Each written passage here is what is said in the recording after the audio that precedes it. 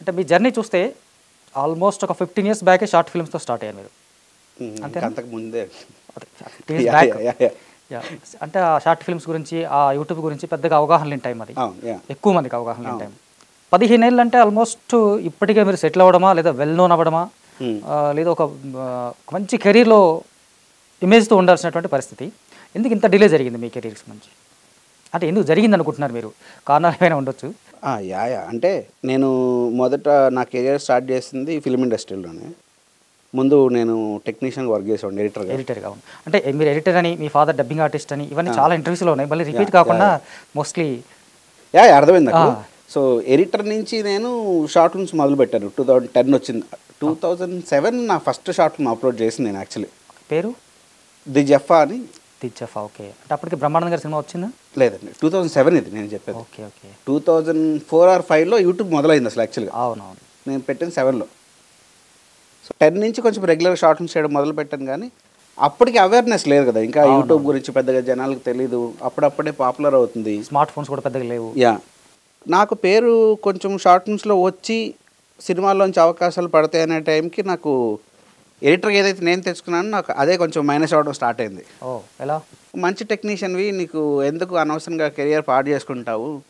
Actor life అనేది చెప్పలేం, ఎప్పుడు నీకు అవకాశం వస్తుందో తెలియదు, వచ్చినా ఎంతకాలం నిలబడతావో తెలియదు, ఏంటి పరిస్థితి, లైఫ్ అంతా ఇలాగే ఉంటే కష్టం కదా.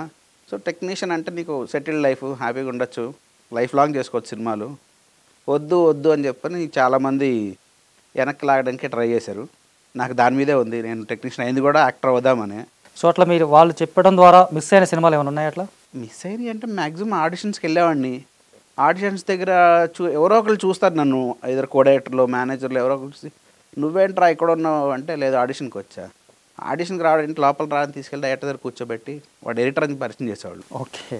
ఇంక ఎడిటర్ అయిన తర్వాత యాక్టర్గా అసలు మాట్లాడేవాళ్ళు కాదు. అట్లా ఆల్మోస్ట్ అన్నీ పోయినాయి. ఓకే. సో ఆ డిలేకి ఇది ఒక రీజన్, యాక్టర్గా ఇంత కొంచెం ఫేమ్ అవ్వడానికి డిలే అవ్వడానికి. అంటే నన్ను అందరూ కొంచెం ట్రస్ట్ చేయడానికి నాకు టైం పట్టింది, చాలా ఇయర్స్ పట్టేసింది. అంటే ఎడిటర్గా మీరు సినిమాలు చేశారు ఏమన్నా? ఎన్ని సినిమాలు చేశారు? జఫ్ అనే మూవీకి నేను ఎడిటర్ని, బ్రహ్మానందం గారు డైరెక్షన్. తర్వాత భవ్య క్రియేషన్స్ వాళ్ళది రేస్ అని ఒక సినిమా ఉంది, అవును, దానికి ఎడిటర్ని. లవ్ టచ్ అని ఒక సినిమా చేశాను, 3 సినిమాలు చేశాను ఎడిటర్గా. ఓకే. తర్వాత ఇంకా ఓన్లీ యాక్టింగ్ కోసమే మొత్తం అన్ని పక్కన పెట్టేసి ఇట్టే స్ట్రగుల్ అవుతా ఉన్నాను. అంటే 15 ఇయర్స్లో మీరు ఎడిటర్గా చేసిన సినిమాలు కూడా తక్కువే. అంటే అన్అఫీషియల్గా చేసేవాడిని. ఓకే.